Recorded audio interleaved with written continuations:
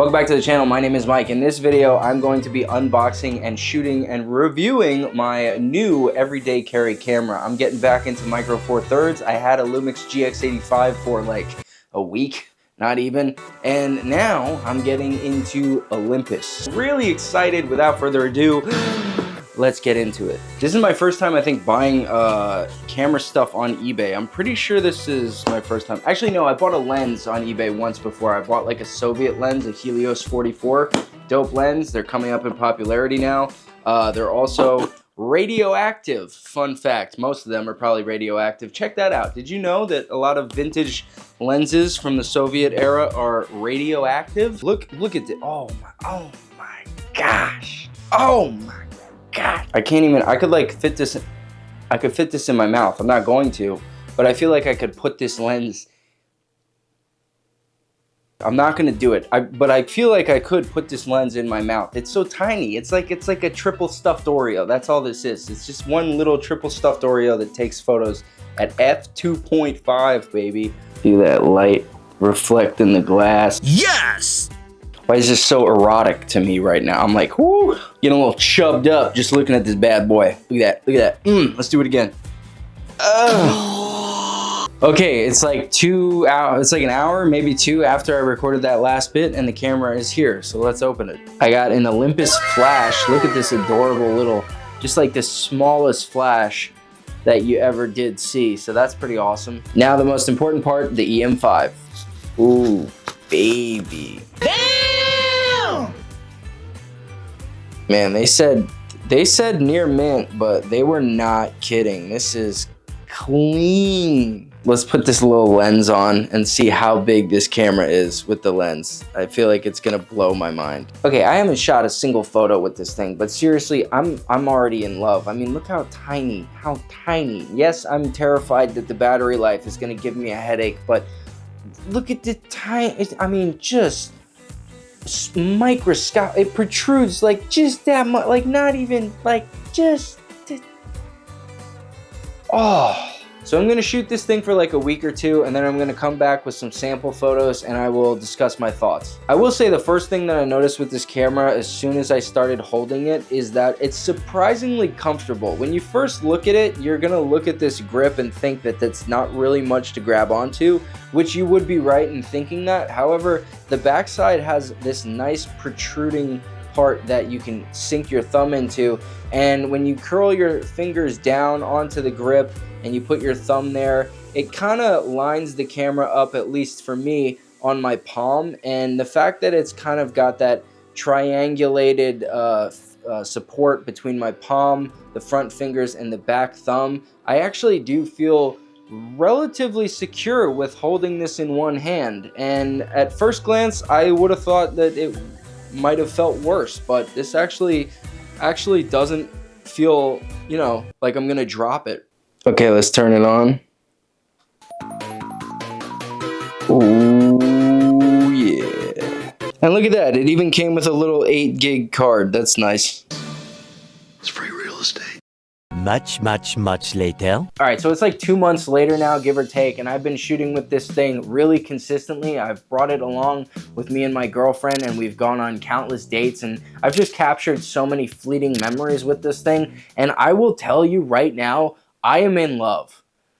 And the camera's pretty good too. All jokes aside, I do photography for a living, so coming from my Sony cameras, I had a lot of skepticism going into this. I was concerned about battery life and autofocus performance. But I'm gonna be honest with you, this thing is like really shockingly good. It's like surprisingly good. I didn't anticipate the autofocus to be as good as it was. It really catches focus more often than not, and usually if it doesn't catch it the way I want it, I can quickly focus and recompose my shot, and it does a great job, and it's relatively snappy. It doesn't take long for it to snap on to what I want it to, so I'm really impressed with this thing. Now, I will say it would be nice if it had like a little joystick on the back so you could kind of like move around an autofocus point. That would be dope. It does have a setting where you can like adjust what square you kind of want to be in focus, and then that will stay there, but you can't really move it around as simple as you could if you just had a joystick. So that is one thing that I wish it had, but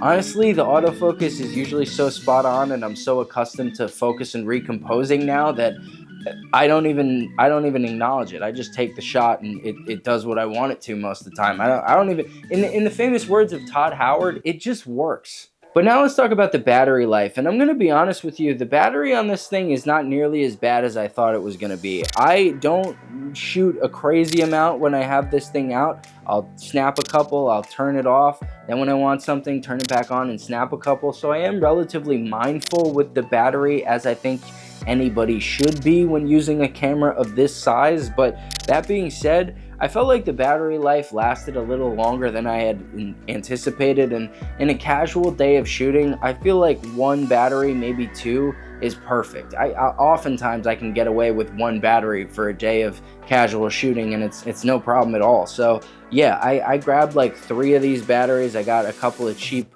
like I think Wasabi power, some third-party crap, whatever. But I got one Olympus battery, a couple third parties, and they're tiny. They do the trick. They last relatively decently. Carrying them around, yeah, it's a pain in the butt to carry around a bunch of batteries, but they're small, and I have a little sling bag that I just put them all in. So I just shoot, close it, put it in here, have a couple batteries, I'm good to go. Truthfully, like, I get a couple days on one battery if I'm shooting super casual. So it's chill. It's fine. And another thing that I know it's obvious when you're buying this type of camera, but I really just want to stress again how small this thing is and how much of a pleasure that is. Like the fact that the lens is this damn tiny, it is so small, and it adds basically nothing to this camera's footprint. And then on top of that, you can also pop a flash on top, and it essentially adds nothing again to the camera's footprint.